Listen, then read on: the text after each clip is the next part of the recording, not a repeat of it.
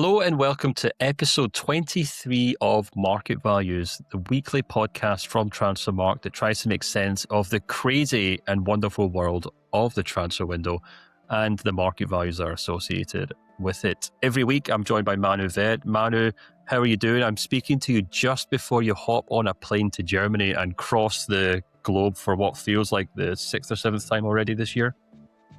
That's probably almost correct. I think it is like the 4th time, maybe 5th time. It's been a very busy year, and I don't think it's August, so we're not even seeing the end of it yet. There's still 4 more months to go after this, and at least one more Germany trip or Europe trip to come as well. So stay tuned. But yeah, it's been a busy August. How's it going over there, man? How are you doing? Yeah, very well. Getting excited about the league seasons returning. We've obviously been previewing them over the last couple of weeks. The Premier League returns this week. La Liga has made a kind of staggered return with some of the clubs playing last weekend and some playing this weekend. Of course, the Bundesliga returns shortly.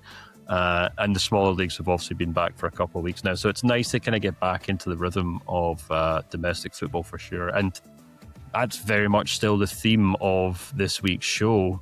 We've been profiling a lot of the leagues as they return, and on this week's show, we're covering 2 of the big ones, La Liga, with Euan Robertson. He sat down with me and spoke about 3 players that he says worth keeping an eye on. And then I also spoke to Ben Littlemore, our Premier League expert, about 3 players that he's excited to keep an eye on ahead of the English top flight returning.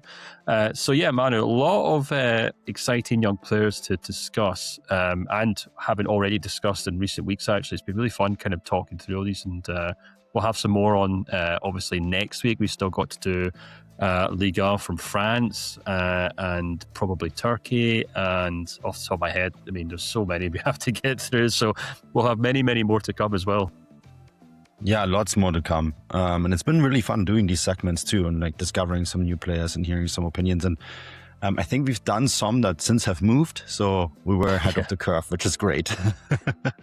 We have indeed, yeah. Always kind of like a nice spike on YouTube when we talk about someone, and obviously like they move clubs and take a lot of interest. And I'm glad we can offer that, offer that insight and offer some people some intrigue into new players. But that's what it's all about, Football fans aren't getting excited about football transfers, and there's not much else to talk about at this point of the year.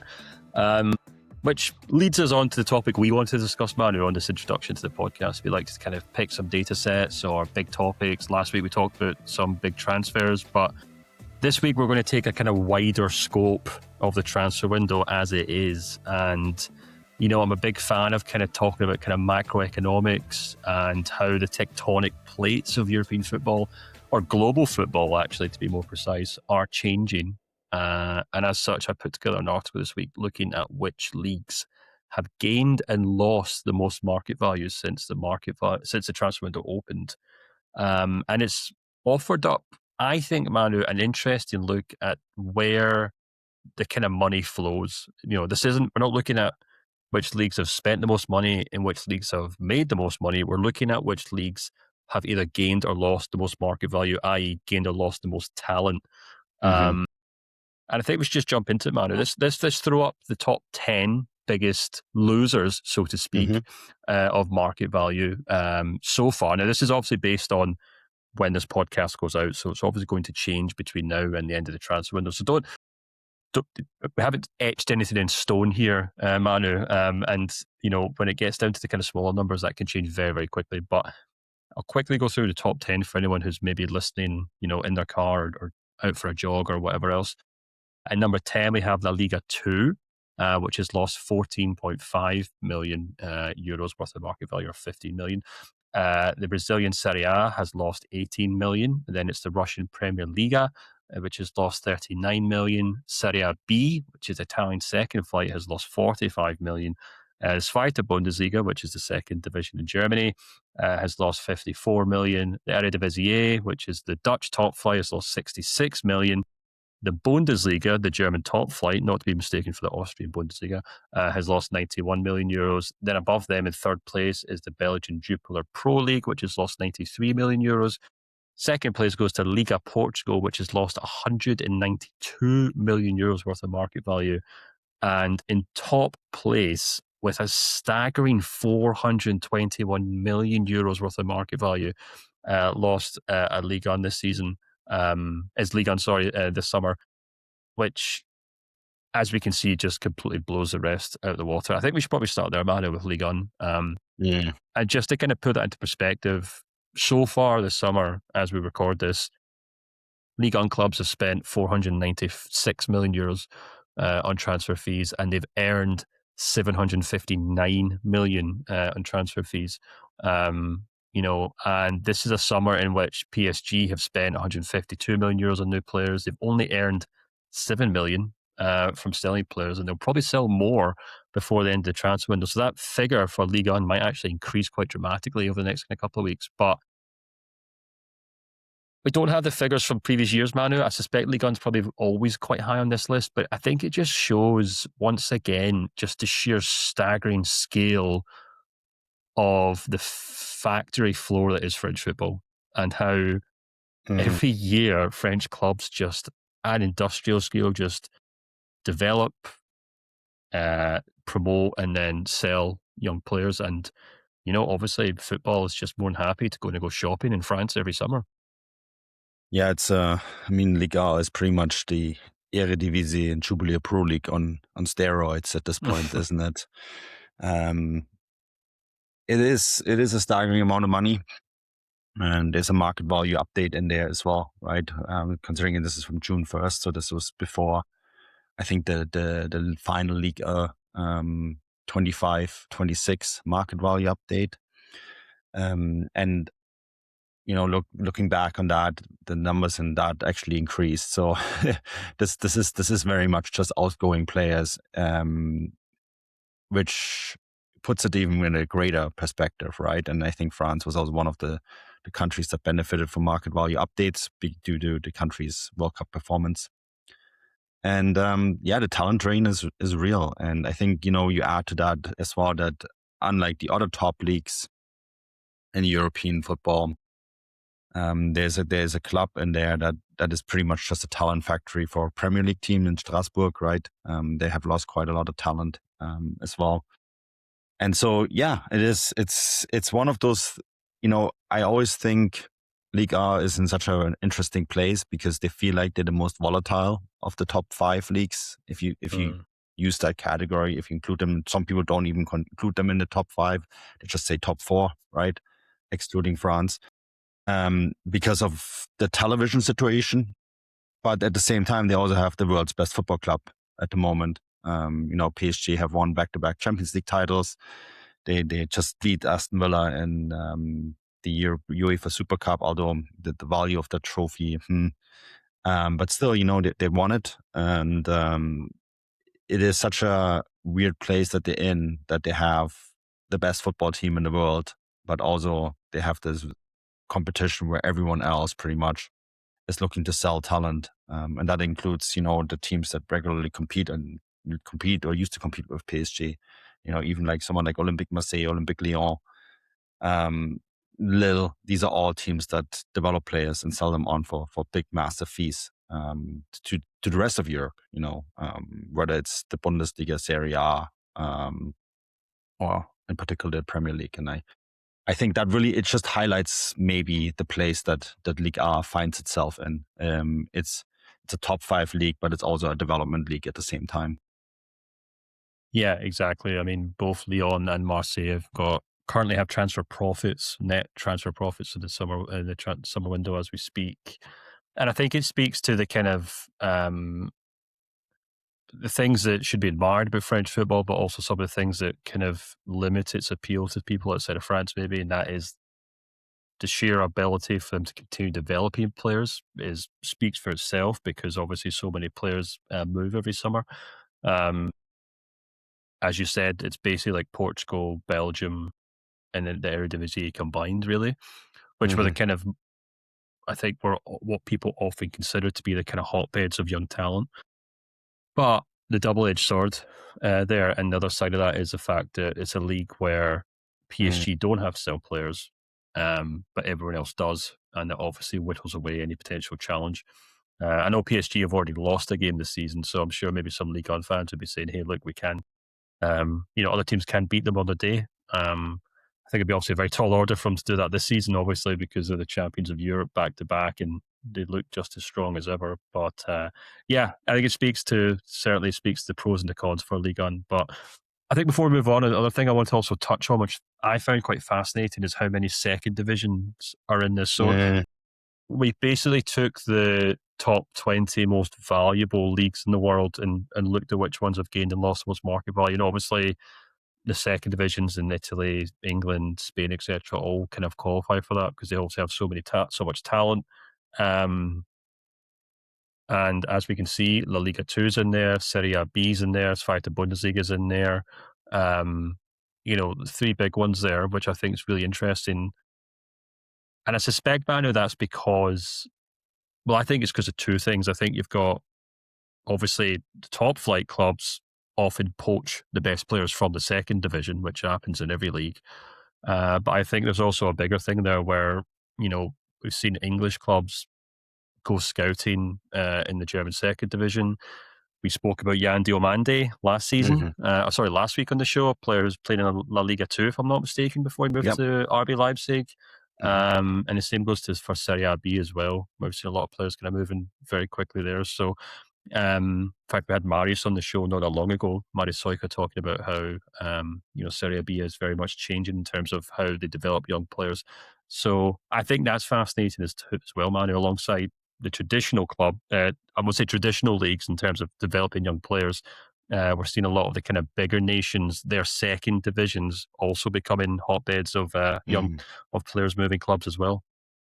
No, absolutely. And I mean, people might say, okay, that's from June 1st to now. So, some of it might be due to the top teams gone up, but you have to remember too, the teams that come down, when we add them, they also have very high squad values. So that usually balances itself out. So it is the transfer window. It's a drain of talent. And I think too, what you have to remember too, the top teams, whether it's in Germany, Spain and Italy, they often send their best young talent out on loan now to the second division, right? I'm thinking of the, come to mind, we had Leonard on last week.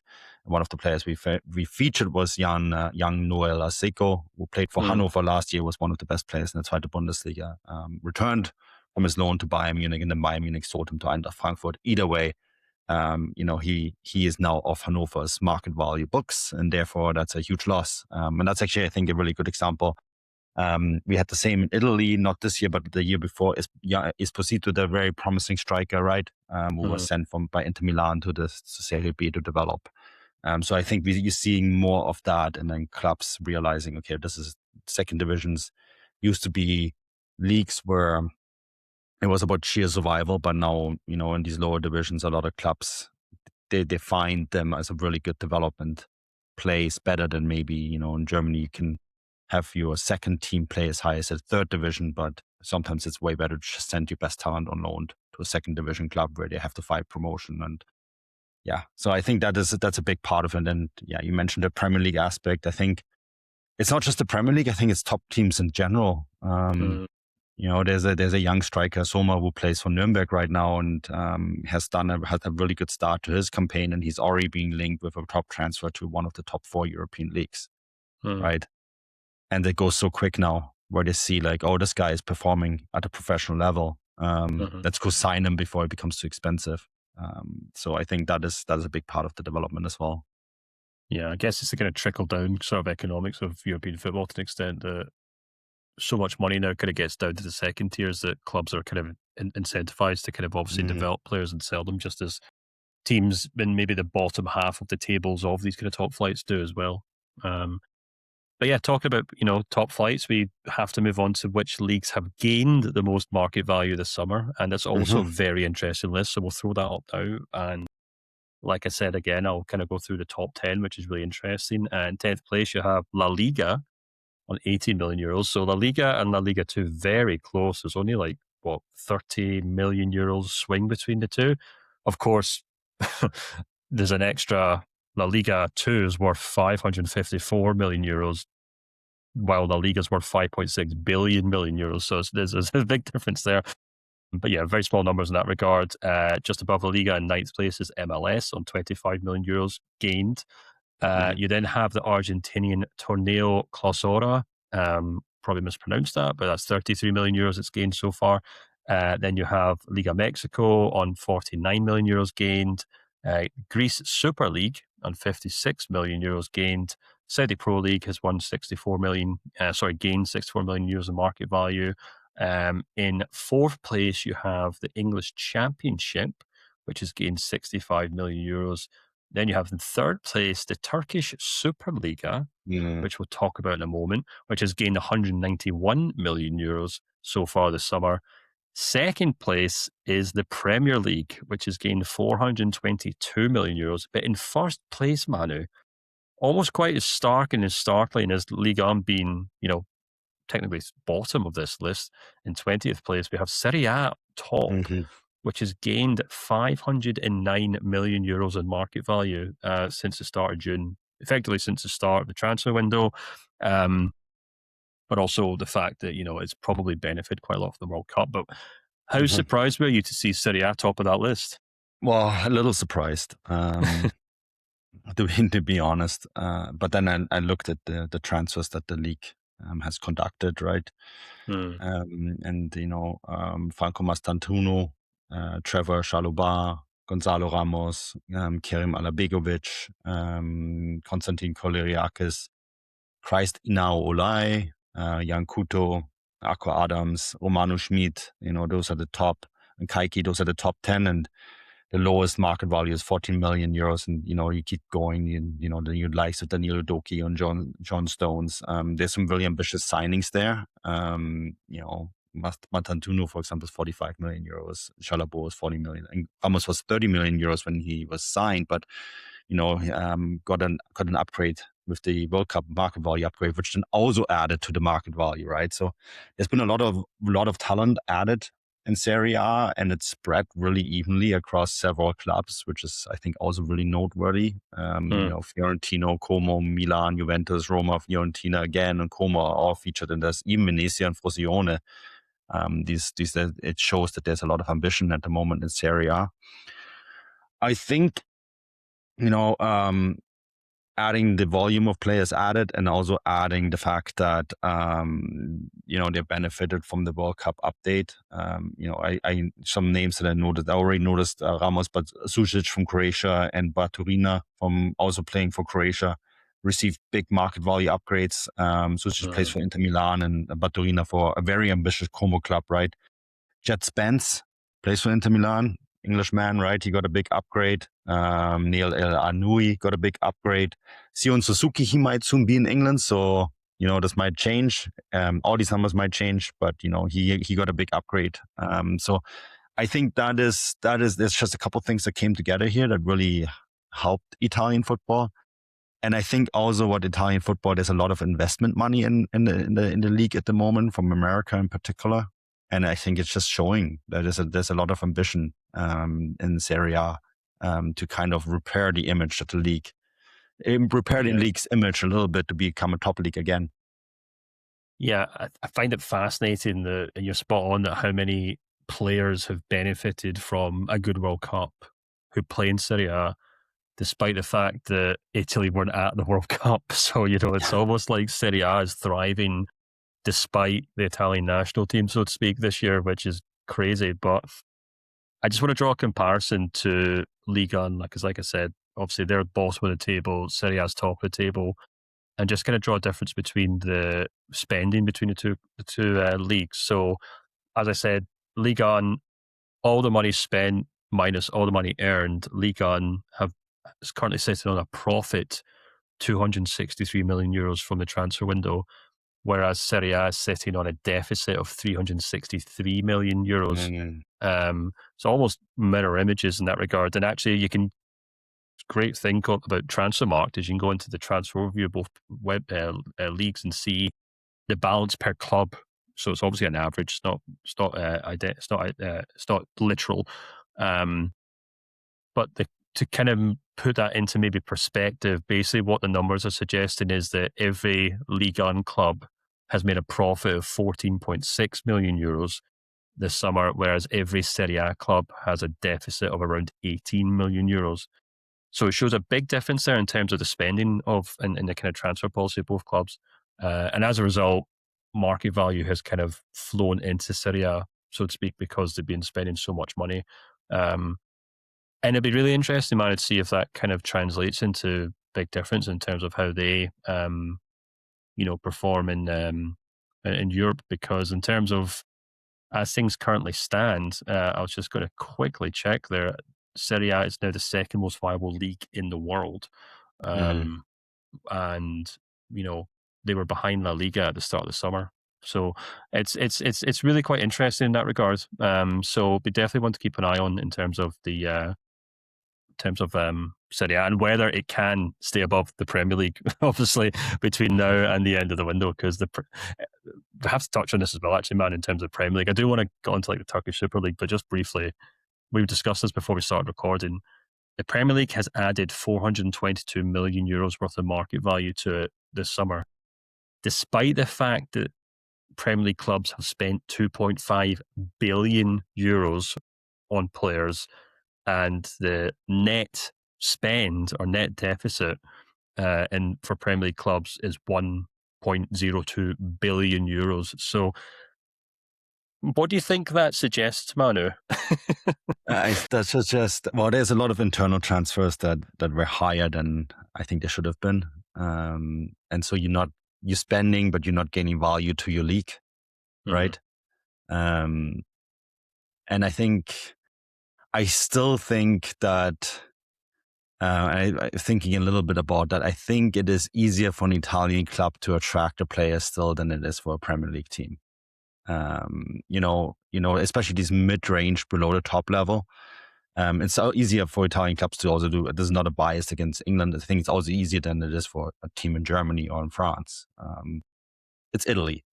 You get to live in Italy, and you get to play in Serie A, and you get to play for one of those historic teams. And I think that is very attractive. You see the amount of English players that now go, or Scottish players, right? And I think that makes it a little bit easier. And I think there's still a lot of convincing that needs to be done. If in Italy you have 4 or 5 teams that can easily attract a top player. Whereas in England, if you're not one of those top 4 teams, it doesn't matter how much money you have. You need to have the extra financial incentive to attract this player, and even then it can be hard to get them, right. So I think that is one thing that just Italian football in general has going for it, and it's a huge advantage.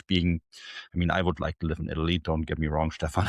So I understand it, and then I think the internal transfers are a big factor. The Premier League is spending on the Premier League. It's one billionaire paying another one, and you see that a lot. Which we did discuss in a recent show. We talked about how the Premier League is spending its money this summer, so definitely worth going back and checking on that. Obviously, the numbers would be out of date, but the overall trends remain the same. It'll be interesting to see what happens there, whether the Premier League can catch up with Serie A, even though it's spent a considerable more amount of money than Serie A. But we have to talk about the Superliga in Turkey, Manu, because I think this is one of the stories of the summer, really. A few years ago, we were all talking about Saudi Arabia and how they were spending untold amounts of money and how it's going to redefine the transfer window. And I kind of feel like this is what's happening in Turkish football right now.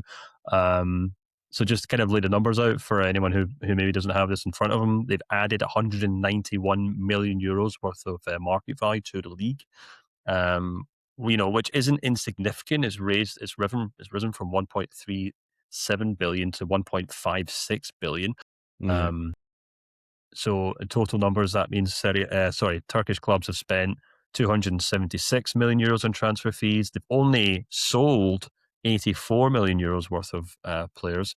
And here's a crazy stat for you, Manu, which I think maybe sums up the kind of moment the Turkish football's having right now. I have in front of me the list of the most expensive transfers ever paid for a Turkish club.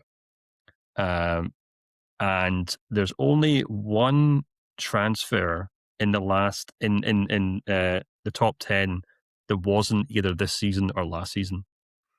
And so far this season, second place is this summer, fourth place is this summer, and ninth and 10th place are this summer. And I think that just kind of goes to show, obviously, that Turkish football is spending a lot of money on some big names this summer, as well as they did last year, obviously, because obviously Victor Osimhen moved to Galatasaray for a huge fee of 75 million euros. Yeah, I mean, it's really interesting, right? They added a ton of big names. Vlahovic is the one that stands out. And I think there's still more coming. Nunez, right? Mo Salah made it a destination.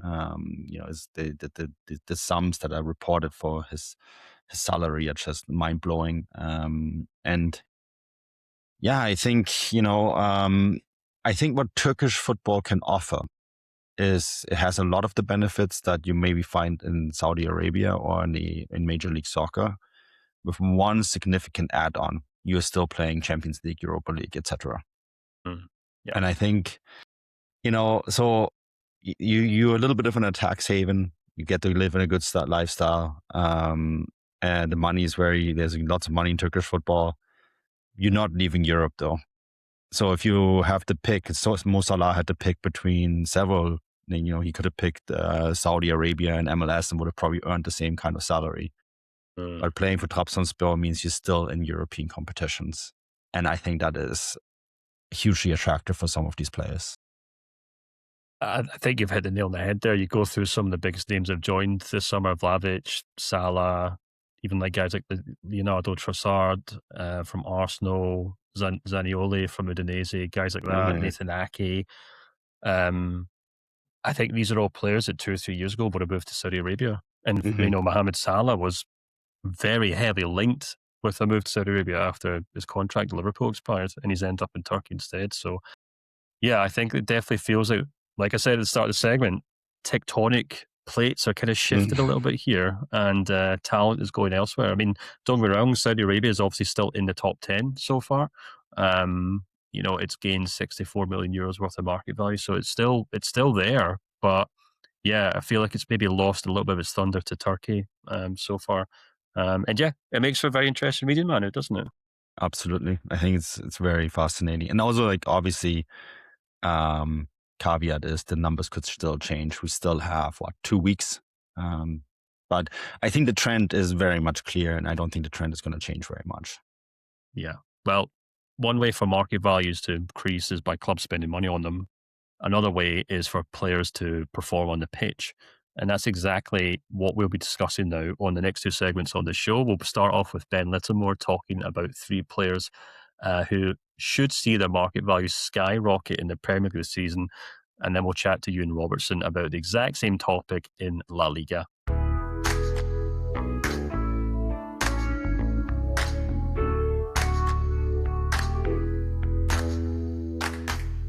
This weekend sees the return of the Premier League, a brand new season, and as most of you probably know listening to the show, you don't need us to tell you who Erling Haaland is, who Bukayo Saka is.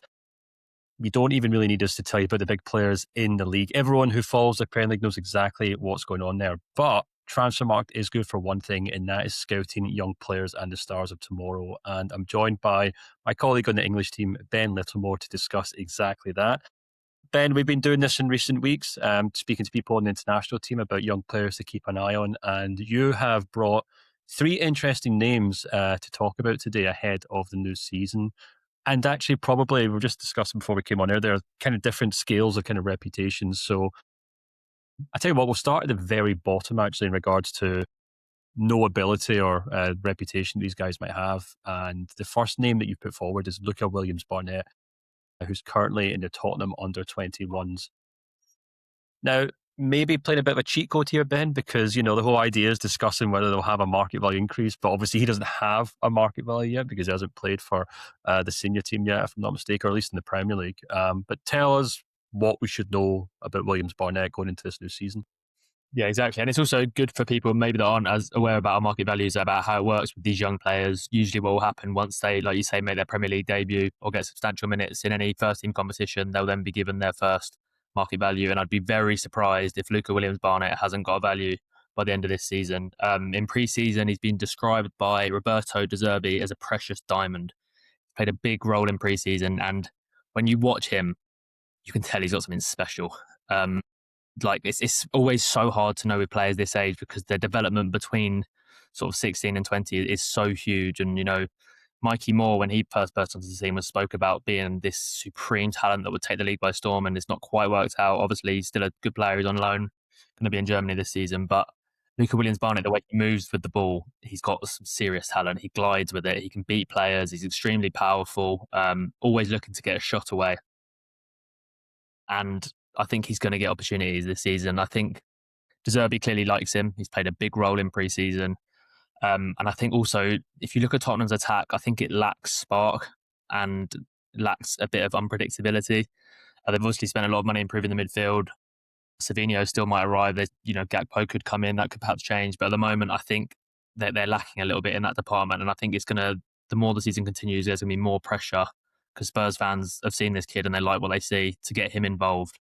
And yeah, I think I'd be very surprised if he doesn't get some Premier League minutes next season. And I think it'll be a name that everyone's a lot more aware of this time next year. Yeah, one of the things I love the most about Transfermarkt is that we do have these stats at youth level, and it's always great when you see a young player make his debut. You can go into the profile and look at his youth stats, and then your mind just begins to kind of blow because you see, particularly with this young talent, how well these guys can do. Just for anyone who's not aware, he's got 24 goals and 13 assists in just 32 games for Tottenham's under-18s. He can play on the left wing, he can play on the right, played up front for one or two games, but predominantly playing through the middle as attacking midfielder.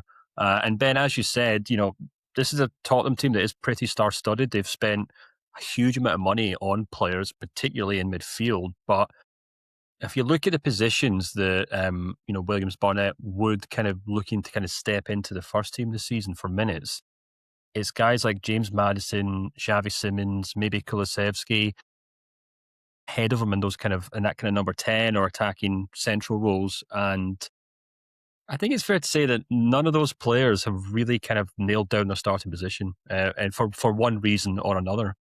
Yeah, exactly. I mean, first, like you say, those numbers for someone who's not an out-and-out striker, no, it's youth level, but pretty scary.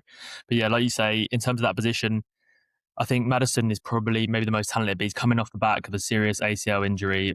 We don't know how that's going to work out for him this season. It might be something that the club wants to manage his minutes a little bit as well to get him up to speed again. I know he's had a good pre-season and he'll be hoping to obviously play a lot more this campaign. Xavi Simons, I think we all know he's talented, but he had a pretty poor first season in the Premier League. There's question marks as to whether he will be able to succeed in the Premier League. Kulusevski, I mean, I don't know if we'll ever see him play for Tottenham again. It's been so long with his fitness issues he's had. So I think there is a path here for Luca Williams-Barnett, and I think he's impressed for England youth levels as well. 2 goals in 3 games for England under-18s, and he scored throughout the different youth ranks. I'd imagine he'll probably play for England under-21s within the next year if he can stay fit. But like I say, he's the furthest down in his development out of the 3 players that I've selected. But I think if he can stay fit and he can physically develop in the way that he'll be hoping to, I think this is a player that has got a big, strong Premier League future ahead of him. Yeah, absolutely. And it's kind of one wonderful thing we love about football is that a club can spend the best part of 150 million euros, maybe more, on 2 midfielders, and in 6 or 7 months' time, we might be talking about Williams-Barnett being the most exciting midfielder at Tottenham. But yeah, very exciting news for Tottenham fans going into the new season. And as you said, we'll move on to number 2, and that is, of course, Brian Madjo, the Aston Villa striker. Obviously making headlines recently by scoring in the Super Cup. But this is a player that Aston Villa signed for 12 million euros from Metz back in January, Ben. So he does have a market value of 12 million euros going into the new season, despite only being 17 years old. He's had an interesting kind of career so far. Obviously is, English, born in England, but came through, if I'm not mistaken, in Luxembourg and then the Metz Youth Academy in France, and now he's made a return to England. So a really interesting player for Aston Villa this season. Yeah, he's a player that I think a lot of people have become more aware of because of the Super Cup, because he was phenomenal, bullied, best team in the world defence, obviously could have scored 5, to be honest. It was, for a 17-year-old, it was a scary performance, and that's put his name on the map and was annoying for people like me that had him in my fantasy football team before that. And everyone jumped on. But he is now, unfortunately, he's going to miss the start of the season, which will be a huge blow for Villa and him. He's got a slight injury, so he should be back in September. But because Ollie Watkins obviously got to semi-finals of the World Cup with England, there was quite a strong chance that he would have started as the striker for Villa at the start of the season. So, but I still think I wanted to select him because I think he can have a huge impact this season. I think he would have played last season, but Aston Villa basically weren't allowed to play him until they won an appeal with the Court of Arbitration for Sport over his signing as a youth player, which has now been accepted, which is why he can play for the first team. But I think even at 16 last season, he would have got minutes. For his age, he's so powerful and he's got that ability to bully defenders. A lot of people have compared him to Romelu Lukaku because when he was he was so strong as well and powerful. And you saw those comparisons when he played in the Super Cup. It was like a young on fire Romelu Lukaku. There's a lot of talk as well in England about once Harry Kane, he's obviously getting older and stuff now, and there's not a striker in line. Now, Brian Madjo's got a long way to go to be that successor, but considering there's not really that many between his age and Harry Kane's age, we could be talking about a future England number 9 here. And again, 17 years old, a lot can happen. The next few years will be pivotal, but I think again he's got all the attributes to be such a success in the Premier League, and I wonder if he'll be managed a little bit similar to John Duran was by Unai Emery when Watkins is the starting striker and he keeps coming on from the bench and making an impact until he's forced to start. But yeah, I think Brian Madjo is really one to keep an eye on this season. Yeah, I was just also checking his youth level record, and it's also remarkable. He's got 17, I think, if I'm not mistaken, and 16 goals and assists in 34 games for Met's youth teams. And as you said, scored on his first game for Aston Villa this season in the Super Cup. Despite the fact he has picked up an injury and maybe, the season won't start as well as he maybe would have hoped. Very similar setup, maybe, Ben, to Williams-Barnett. Maybe not as obvious, but, okay, they've got Ollie Watkins in there and Tammy Abraham is an experienced Premier League striker, but there is room for him to for Madjo to get in there and kind of elbow his way into the team because, with all the respect to Tammy Abraham, in my opinion, he's obviously signs a backup player. He's not really signs a starter. Watkins is, he's still a fantastic player, but maybe, past his peak years for Aston Villa, so the club are maybe already looking towards like a long-term replacement, which is maybe what Madjo can be. And as you alluded to there, Aston Villa are just such a fantastic club when it comes to developing young players, and Unai Emery will probably make use of Madjo perfectly well this season, and as a result, we should see his market value rise quite considerably this season. Yeah, exactly. And they've got a lot of games. They're obviously in the Champions League, so you can already add in 8 games to the league phase. And let's face it, they're probably going to get through the league phase. So there's at least another 2 games coming there. So there's going to be a lot of football. And yeah, if Brian Madjo can be regularly, even coming on from the bench and scoring, impacting games for Aston Villa in the Premier League and the Champions League, because of his age, because the market we're seeing, there's likely to be a huge increase in market value. I think, obviously, we don't know what's going to happen in October yet, but I would say there's a good chance he goes up then anyway from how his profile was changed even over this summer. But yeah, he'll be hoping to get back fit as soon as possible, and I think he'll be knocking down that door to get minutes into Unai Emery. And Emery, I think, is quite good at developing young players, and I think could be a big season for Brian Madjo. Yeah, I'm quite confident about Aston Villa this season. I think they're quite prepared for the new season. So we'll see how they do, and of course how Madjo will do as well. But we'll move on to the third and final player, and this is admittedly, Ben, a name that most Premier League fans will know quite well. Anyone who's been keeping an eye on the BBC gossip column this summer will probably know him as well, and that is Myles Lewis-Skelly, who is the Arsenal central midfielder, coming off the back of a very impressive performance in the Community Shield, against Manchester City. I love the little kind of assist for Calafiori in that game. And intriguingly, despite being surrounded by kind of speculation, I know some people are saying he won't be sold, some are saying he will be sold. It's maybe still up in the air. But he already has a pretty steep market value of 45 million euros. So, some people may ask, well, I thought this was meant to be a section looking at young players whose market values can increase, but obviously, Ben, you're willing to put your neck in the line here and say that Myles Lewis-Skelly is going to keep going up, up and up. Absolutely, yeah. And like you say, he's different to the other two. He's much more established because of what he's done for the last 2 seasons. But he's still 19 and he's now found his position in midfield. I would say Man United and Chelsea, I was quite surprised when some of the rumours came out last week about it, but they've kind of since been quashed a little bit. I don't think Lewis-Skelly is going anywhere. And I think Man United and Chelsea would have been quite happy to have paid about 70 million euros for him, to be honest, but considering what we've seen in the market, his age and the impact he's having. I think it was a strange one and a hard one to put a value on, because he grew up as a centre midfielder. That was his position at youth level, and then he got into the Arsenal team as an inverted left back when there was injuries there. Did a stellar job in the 24-25 season. And then last season, didn't really play in centre mid at all until 5 games to go when Arsenal go for the Premier League and the Champions League. And then he starts all 5 games, they'll have the last games in centre mid, as well as the Champions League semi-finals and the Champions League final. And it's going to be a real headache for Arteta this season, because there's some serious competition in that midfield now. And obviously Bruno Guimaraes has arrived. You would imagine that the starting midfield would be Declan Rice and Bruno Guimaraes with either Odegaard or Eze ahead of them. But if Lewis-Skelly keeps playing like he did in the Community Shield against Manchester City, I don't know it's the Community Shield, but it's going to be so hard to leave him out of the team, because I think Arsenal really, obviously they took a lot of criticism for the way they played last season and stuff, and I think they really struggled to progress the ball through midfield. There wasn't enough risk-taking in there, and his ability to go through both dribbling and playing progressive passes through the lines, like we saw for that Calafiori goal on Sunday yesterday, I think it's invaluable. And I think with, again, Arsenal, they'll be wanting to go far in all the competitions this season. They want to go far in Europe, and they've had a poor record in the domestic cups. I'm sure Arteta would like to get a few of those as well. So I think even though you've got a lot of competition with Rice, Bruno Guimaraes, Martin Zubimendi, World Cup winner coming back, I think Lewis-Skelly's going to get a lot of minutes in midfield. I think he's going to start playing in midfield for England potentially as well if he can continue like this.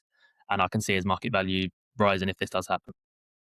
Yeah, I think that's the key thing. It's the key thing with all 3 of these players we spoke about is pathway to the first team and getting game time. And I think a lot of people would maybe look at the Arsenal team, the players that they signed. Obviously, Bruno Guimaraes, the most obvious one, and wonder, okay, they've signed Guimaraes, they're going to sell Myles Lewis-Skelly because he's pure profit, he's an academy player, that makes perfect sense.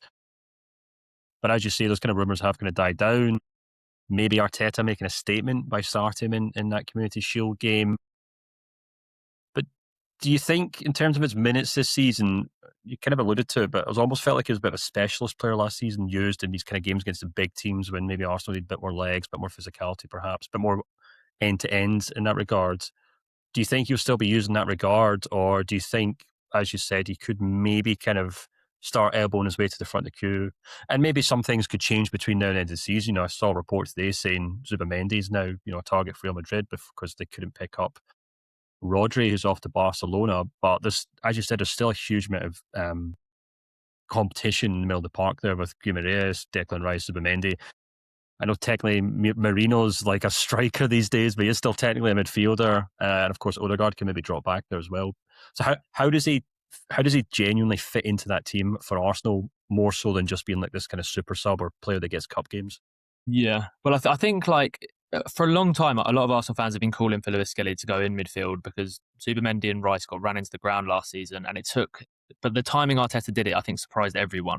So Arteta gets a bit of a reputation for being quite a cautious manager, and then with Arsenal lose to Manchester City, they've got 5 games to go to try, and everyone's talking about them bottom of the league, and he puts a 19-year-old in midfield for the first time in his senior career and plays him in those 5 games, Champions League semi-finals and the final. So that tells me Arteta has a lot of trust in him. I think Arteta has also recognised that, like I said, Rice and Zubimendi, the fatigue was so obvious to see towards the end of last season, where Arsenal did go far in a lot of competitions. They just looked absolutely knackered.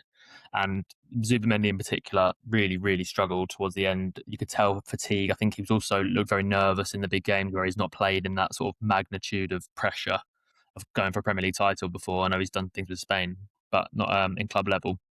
So I think Arteta is very aware of that. So I think he's now got 4 players to cover 2 positions, which is what you want as a top team. We've seen Man City do that a lot during their period of dominance under Guardiola. So I think it will rotate and interchange though who starts. Like I said, if Arsenal play in the Champions League final, it's hard to see Declan Rice or Bruno Guimaraes being left out right now. But I think it will come down to form and fitness. And throughout the season, if Arsenal can be similar to last campaign and get far in each competition, I think there's going to be plenty of opportunities for Skelly to get 13 minutes and get enough game time that he'll be happy with and that will see him develop as a player. Yeah, absolutely. It'll be very, very interesting. And as we kind of touched on with all these players, so much can obviously change over the course of one season, particularly at Arsenal, where a lot of young players have obviously come through and gone from being kind of periphery players to very important players very quickly. So it'll be very interesting to see how Myles Lewis-Skelly can do this season. But Ben, I'll let you go and get back on with it. You got a lot of stuff to get through before the Premier League does kick off this week. So I know you're a busy man, and I do appreciate you coming on the podcast and to discuss all things. And of course, we'll have the Premier League market value update soon, so people can obviously jump into the forum and give their thoughts on the market values for all the Premier League players and give Ben a hand in that regard. But until then, Ben, I'll let you go, and thanks very much for joining us. Thanks very much. Cheers.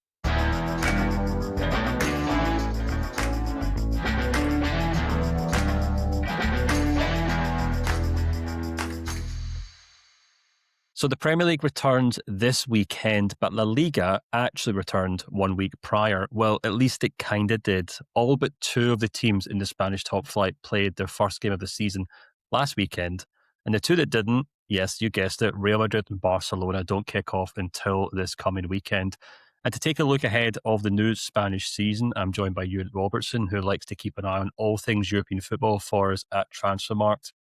Euan, you did a fantastic piece looking at 10 La Liga under-21 Wonder Kids to watch in this coming season, La Liga, who didn't play for Real Madrid and Barcelona. We do have three players we want to talk about who coincidentally do play for Real Madrid and Barcelona, but just briefly, any kind of little tidbits or teasers you can give for listeners and viewers to tee them up for that article?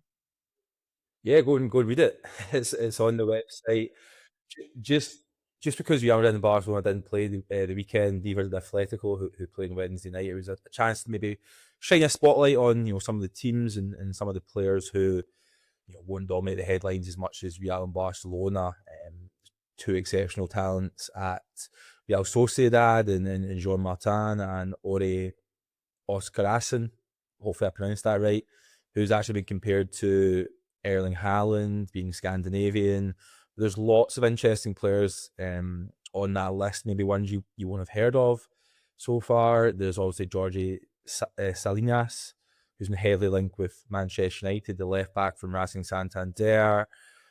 Gabriel Moscardo's a very interesting player as well. He went to PSG famously in, I think it was 2024, 20 million euros. He's never actually played for them. This will be his fourth loan spell. So, we've encapsulated lots of different players in there. So I'd highly recommend, I do say so myself, to go and read that article as it's on the website. Yeah, it's fantastic work. It's also worth saying that Euan is doing these kind of deep dive previews in all the major leagues around Europe as well. He's got Liga and Serie A teed up as well for later in the week, if I'm not mistaken. But for the here and now, Euan, as we've been doing on the show for a couple of weeks now, we've been pulling people on, kicking and screaming to join us on the podcast to discuss young players who are worth keeping an eye on ahead of this new season, young players who we think whose market value will continue to rise and are worth keeping an eye on. And yeah, we've got one Real Madrid player and two Barcelona players to look at today. And I'll start with the Real Madrid player because this is a really fascinating one for me. The first player is Carlos Espi, who's a centre forward. He's 21. He's 6'4", and he joins from Levante, who joined for 25 million euros. Now, Real Madrid have spent 220 million euros on new players this summer, and that doesn't even include the fact that they picked up Ibrahima Konate for free and Bernardo Silva for free. So it's been a procession of remarkable stars joining over the summer. Understandably, SB has kind of flown in under the radar. But what made him catch your eye, and what makes you think he's going to do so well this season for Real Madrid? It's really interesting because you kind of spoke to me this morning about selecting players for this list, and naturally you want to look at the two biggest clubs in Spain. It's a duopoly. They're so much bigger than the other clubs. Sorry to any Atleti fans who are watching, but Real Madrid have actually sold a lot of their academy graduates this summer. You're thinking of Nico Paz is staying at Como. Two younger boys went to Fulham. Obviously, Gonzalo Garcia, the biggest one for around 40 million euros, I believe. In total, they've raked in around just under 200 million euros from players that have been at their academy. You've got to kind of bring that into the fact that Jose Mourinho is now the manager. He's not exactly renowned for giving young players a chance. So their squad is full of household names, established stars. I mentioned the players they brought in there. They've added a lot of experience to the group. They've also added Yan Diamonde. How can we forget about him, who's an exceptional young talent? So it was difficult to maybe look at an academy player to break into the first team, as we had done with Barcelona, as we'll talk about later. Espi stood out. I mean, he scored 11 goals in his debut La Liga season in 25 games, but when you look at actually numbers a little bit closer, that was only 13 starts, which is hugely impressive for a player in his first season in the top league. His market value rose by 17.5 million to its current valuation of 20 million across the course of his spell at Levante last season. So you've already seen this traction of a player who's on the rise, and he's moved to one of the biggest clubs in the world, and he's had a good pre-season. He scored against Ferencváros. He scored at the weekend there against Schalke. I am sad enough to watch pre-season games of teams outside the UK, unfortunately, and I've been really impressed by him. I'm interested to see what happens with him this season, because you have Kylian Mbappe, who's undoubtedly Real Madrid's star striker. He's going to play up front. You'll have, in their strongest team, you'll have Diamonde on the right-hand side, and you'll have Vinicius on the left. But you then have two younger strikers, in Espi and Endrick, who I think will be challenging for minutes. In Madrid this season, they're going to play a lot of competitions. I'm also fascinated around kind of what PSG have done in Ligue 1 in terms of they rest a lot of their stars domestically, so they're prepared for the Champions League. It's a little bit more difficult in Spain because you do have two teams who can generally win the league, whereas in Ligue 1, it's realistically PSG's title every season. So I think that Mourinho might rotate his strikers a little bit more in La Liga, maybe save Mbappe a little bit more for the Champions League. And Espi, is already shown that he can score goals at the level. If he can score goals at Levante, he's going to score goals at Real Madrid. What fascinates me about Mourinho, and I did mention this when I introduced him for a reason, is the fact that he is 6'4", and no one's going to expect this kid to kind of be knocking Mbappe out the first team anytime soon. And admittedly, he's up against a remarkable young talent in Endrick, although there is speculation that he could move on loan due to the fact that he's not been promised first team football. But even if Endrick stays, Espi is such a different tool to both of those strikers, isn't he? And you can really foresee a situation, particularly under Jose Mourinho, where if Real Madrid are chasing a goal, he's going to be the first person he turns to on the bench this season, isn't he? I think he will be. And it's a great point you mentioned about Mourinho and what he likes from his strikers. You've seen that across his time at Chelsea when he had Drogba, Diego Costa, obviously famously at Real Madrid he had Ronaldo, Benzema. He's had those sort of players. And I think he fits the bill. If teams are camped deep, protecting a lead or protecting a draw, then Espi gives you something different from what Real Madrid have. If you're putting balls in the box, he's the kind of guy you maybe want to be in there. He's 6'4", but he's a big unit. His physicality really stands out. Another interesting fact for me is I look at it, and he's obviously Spanish. Spain have had so much success internationally. Across the last decade, World Cup holders, but the one thing you always say about them is they've not had a traditional number 9. Could he be the guy? I'm interested to see. I think he has the potential to be that, and I'm really interested to see how he develops across the course of the season. His numbers were really, really good at Levante. No disrespect to Levante, but he's going to get a lot more chances when he plays for Real Madrid because he's going to be dominant. I think it's going to be a really shrewd signing, and obviously we talked about market value there, Stefan, and the future you're doing here is looking at players who you think will rise in market values. I'll be very surprised if he doesn't end the season with at least another 10 million euros on his market value.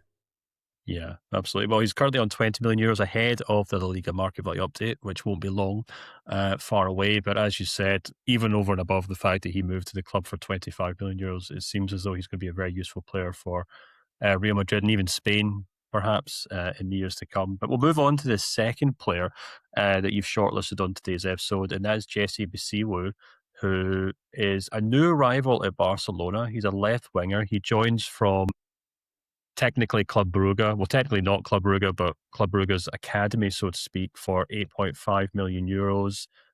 18 years old, also quite tall, 6'1". I don't know why, but I'm going by the heights from this week's show. We don't know a huge about him, Euan. At youth level, he's done perfectly well for Club Brugge. I'm looking at 5 goals and 3 assists in about 40 games across different competitions and different teams. But, he's going to have to make a big step up to Barcelona this season. Yeah, it's a massive step up, isn't it? You're going from the academy team at Club Brugge to one of the biggest clubs in the world. And if you're being realistic, you would expect him to play too much. He's not going to be a regular. I think he'll get plenty of opportunities across the course of the season. You do have this contrast between Real Madrid and Barcelona the last couple of seasons under Hansi Flick at Barca, where he's put a lot of faith in young players. We talk about La Masia as the best, or maybe not the best, but it's arguably the best, but it's definitely maybe the most prestigious and well-known academy in world football. And you've had, Pau Cabrasi, you've had Lamine Yamal, 2 players that have been, instrumental to Barcelona's Liga title successes across the last 2 years, and obviously in the summer with Spain as well. And we're going to talk about it later, but there's a lot of good talent coming through La Masia at the moment. And Bisiwu is slightly different, or very different, because he comes from Bruges, but talk about market value going up. We can guarantee that his market value will rise in the Liga market value update, purely because he's only at £800,000 at the moment, and he's signed for 8.5 million euros. And again, he's had a really good impact. He made his debut pre-season against Basel at the weekend. He scored twice. His first was an incredible finish. His second was more of a kind of poacher's goal, scoring from a Lamine Yamal cutback. Prefers to play off the left-hand side. He can play off the right, but I think most of his minutes will come from the left. He likes to cut it on his right foot. He is quite two-footed to that sort of extent as well. Very direct, very skillful. One to keep an eye on. They've obviously changed their options in the front line this season. I'd expect Barcelona still to sign a striker. We all know who they want. Whether they can get Julian Alvarez is a different matter, but you've got Adieri who's came in, and I think he'll probably play more minutes as a 9 than a winger. And they've got options. Obviously, Rashford's left, and they've brought a couple of young players who can push for minutes in the league, and I think he's one who will definitely make an impact this season. Yeah, you kind of touched on what I was going to ask next, because on the face of it, people maybe see this deal and think, okay, this is just Barcelona swooping in, scooping up an academy player from a well-known academy in Belgium. They're going to bury him away somewhere, send him out on loan, see what he looks like in 3 or 4 years. But you've got a head coach in Hansi Flick who has no qualms, and as you said, throwing young players in the deep end. And when you look at that Barcelona squad as it currently stands, as you said, things could change. We can only talk about what is the case here, and just mid and towards the end of August. But you look at that front line that Barcelona has to work with next season, particularly on the left-hand side. Okay, there's Rafinha, who's kind of the undisputed left winger there. They spent a lot of money picking up Anthony Gordon, who may end up playing more like a false 9 or playing as a second striker, which is something that he's been doing more and more. You also mentioned Karim Adeyemi, who I think's had a really difficult time of it in Germany, because people look at him and they see his speed, and successive head coaches at Dortmund have just assumed he's a winger, but I actually think he's more of a centre forward as well. So I wouldn't be surprised if he also plays a centre forward, as you suggested. And then you got Lamine Yamal on the right hand side. But when you add that all up together, it's only 2 actual out-and-out wingers in that team, with Anthony Gordon and Karim Adeyemi sharing that centre forward spot, or maybe one of them playing off the other one, so to speak. Now, they might pick up some more players going forward, but maybe more so than in any kind of period in Barcelona's recent past, that front line is really quite threadbare, and there is an opportunity there for someone like Bisiwu to kind of step in and say, well, I can play in the left, I can play in the right, whatever is necessary. And Hansi Flick will say, go do it. And very quickly, you've got a very young player here who's currently sitting on a market value of just €600,000. in 12 months' time, there could be another 0 behind that easily, or maybe another 2 zeros behind that. Yeah, I mean, his market value is going to go up. We do know that. It's an interesting point. I think now with Barcelona, they want kind of flexibility so they can adapt to different situations and games in their front line. Like you mentioned, I wouldn't be surprised to see Anthony Gordon start up front a lot. Barcelona have lost Ferran Torres and Robert Lewandowski, who were their 2 first choice number 9s last season, and they've not really brought in a striker. You can't call Anthony Gordon a recognised striker. He's a winger who can play up front. We all know they want Julian Alvarez. If he comes in, that will change the dynamic a little bit. But I expect the younger players to get minutes. And what I envisage happening this season, especially at the start of the campaign, is that if Barcelona are winning games comfortably, 2-3 goals up, then these younger boys will get minutes, and that's when they'll get a chance to impress. And if they take it, you can only really judge off pre-season and one game that he's played, but he's certainly made an impact already. And one other player I want to mention who I didn't put into this list because I was only had 3 is Ibrahim Tunkara, who I believe is the jewel of La Masia crown. He's only 16, so it's probably too soon to put too much expectation on him, but I believe he is the best prospect at Barcelona at the moment, so maybe keep an eye on him as well this season. Yeah, absolutely. There you go. You're getting 4 for the price of 3 on this week's episode. But yeah, as the old kind of YouTube compilation videos used to say back in the day, remember the name.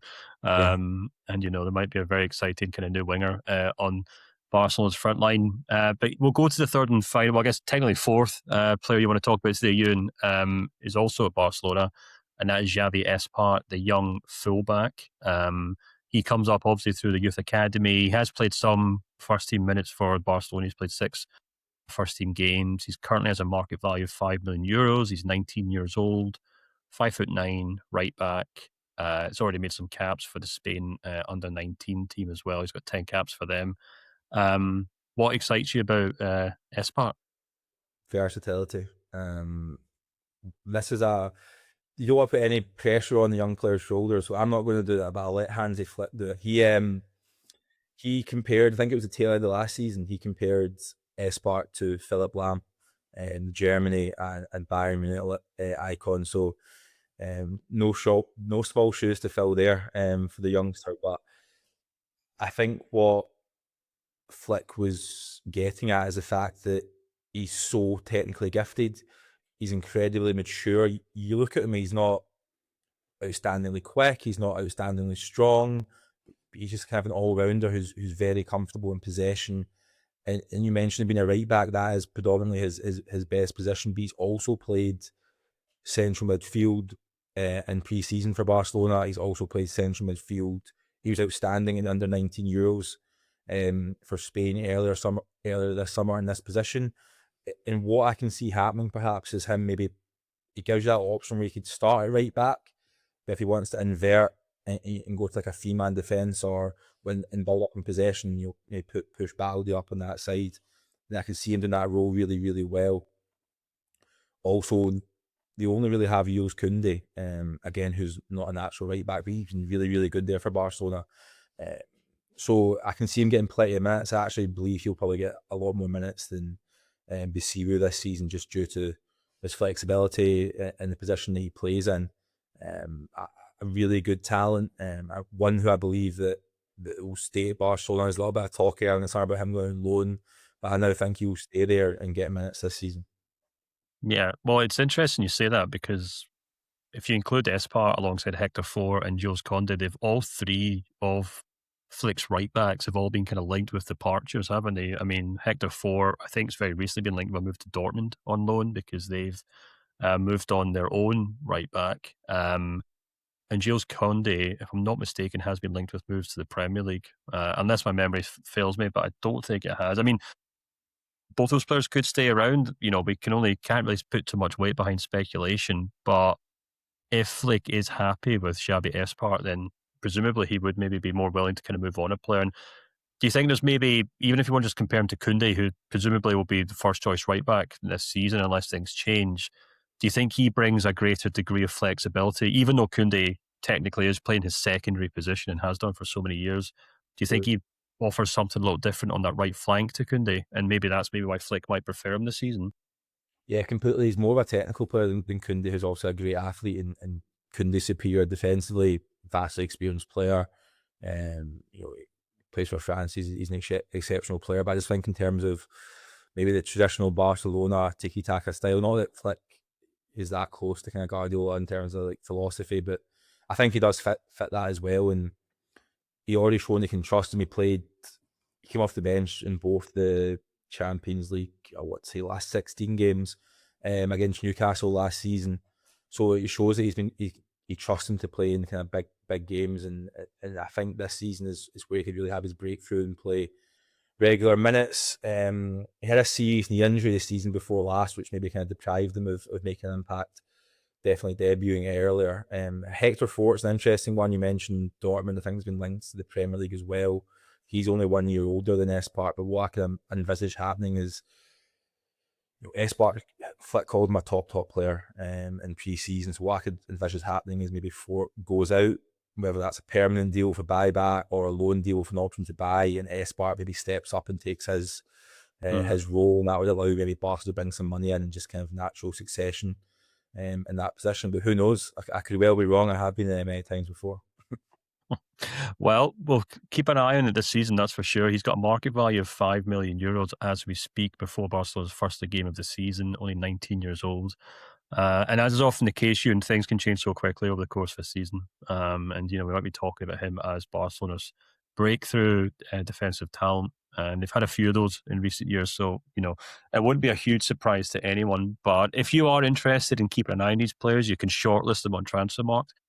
But you can also head to the LaLiga market value forum and discuss their market values ahead of the next market value update in La Liga. But before you do all that, head to Transfermarkt and read Euan's article on the 10 wonder kids not at Barcelona and Real Madrid. And then once you've done that and you've listened to this segment, you'll be all set for La Liga, and you'll be able to tell your mates in the pub every time one of these kids shows up on TV that you know exactly who they are. And that's what we're here to do, isn't it, Euan? So thanks very much for joining the podcast. And I look forward to having you back on to discuss Espart as Espart as the new right back for Barcelona next season. Yeah, here's hoping. It's always good to see young players develop. So best of luck to them.